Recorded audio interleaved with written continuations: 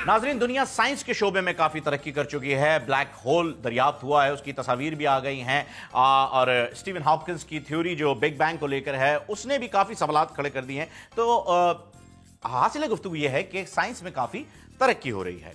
अब हर चीज़ की एक अलग साइंस होती है दुनिया में, अगर देखा जाए तो इसी तरह से हुकूमत पाकिस्तान में भी हर चीज़ की एक अलग साइंस है। अब अगर आपने हुकूमत की साइंस देखनी है तो ज़रा ये मुखड़ा देख लीजिए।